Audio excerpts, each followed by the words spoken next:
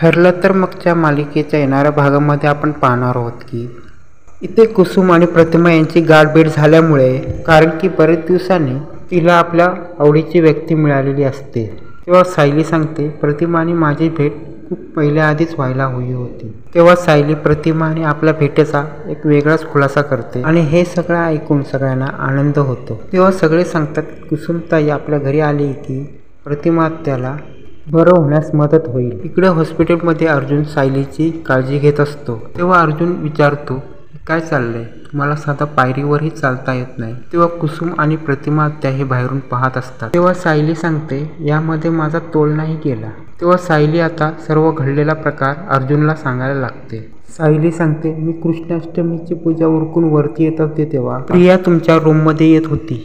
तिथे जाऊ नको असं सांगितल्यावर तिने माझं काही ऐकलं नाही. तडक ती वरती जायला निघाली होती आणि त्याच वेळी मी तिला पुन्हा एकदा थांबवलं आणि तेव्हाच तिने मला धक्का दिला आणि मी पायऱ्यावरून खाली पडले. प्रियाच्या मनात असलं असतं तिने मला वाचवलं असतं, पण तिच्या मनात मला वाचवायचं नव्हतं आणि तिकडून तिने पळ काढला. आणि हा प्रकार सगळा ऐकून अर्जुन खूप चिडतो आणि त्याला राग येतो. तेव्हा सायली सांगते, प्रतिमा त्या घरात असताना हे सगळं तुम्ही रविराजांना सांगू नका. जर हे तुम्ही आता रविराज सरांना सांगितला तर त्यांना खूप उगाचाच राग येईल आणि प्रतिमा त्यांच्याही डोक्याला ताप होईल. अर्जुन सांगतो, तुम्ही शांत बसाल पण मी शांत बसणार नाही. त्या प्रियाला मी धडा कायमचा शिकवणारच. तेव्हा सायली सांगते, तुम्हाला माझी शपथ, जर हा तुम्ही विषय काढला तर प्रतिमा त्या आणि रविराजांना दोघांना मनस्ताप होईल. आता बरी आहे ना मी?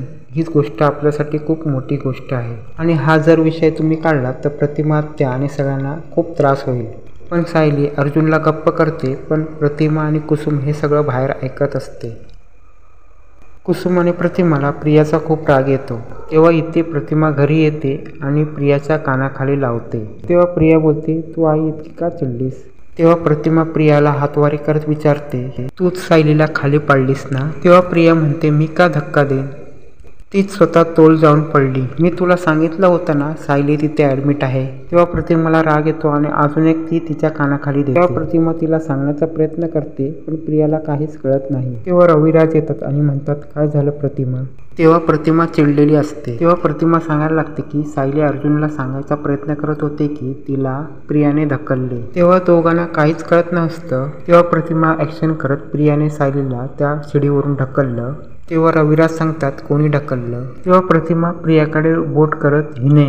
तेव्हा सायलीचा सगळ्यांना विश्वास असतो की सायली कधी खोटं बोलणार नाही. तेव्हा प्रिया गडबडते आणि नाटक करायला लागते, काय बाबा काय झालं? तेव्हा प्रतिमा सांगते, हिने हिने सायलीला ढकललं. तेव्हा प्रिया बोलते, नाही, आईच्या डोक्यावर परिणाम झाला आहे. तेव्हा रविराज चिडतात आणि मग प्रतिमा पुढचा खुलासा करते. प्रतिमा सांगते की सायलीला प्रियाने धक्का दिला आहे. तेवढ्यात अर्जुन तिकडे येतो. तेव्हा अर्जुन सांगतो, सायलीला प्रियाने म्हणजे तन्वीने ढकललंय. रविराज म्हणतात, काय झालं? तेव्हा सायलीने मला शपथ दिली होती, पण प्रतिमा त्याला हे कसं कळलं मला माहिती नाही. तेव्हा प्रतिमा सांगते की मी हे सगळं ऐकलंय आणि हिनेच मला सांगितलं की सायली ही सिटी हॉस्पिटलमध्ये ऍडमिट आहे. आणि हे दुसरं वाक्य ऐकताच रविराज चिडतात आणि प्रियाच्या थोबाडीत देतात.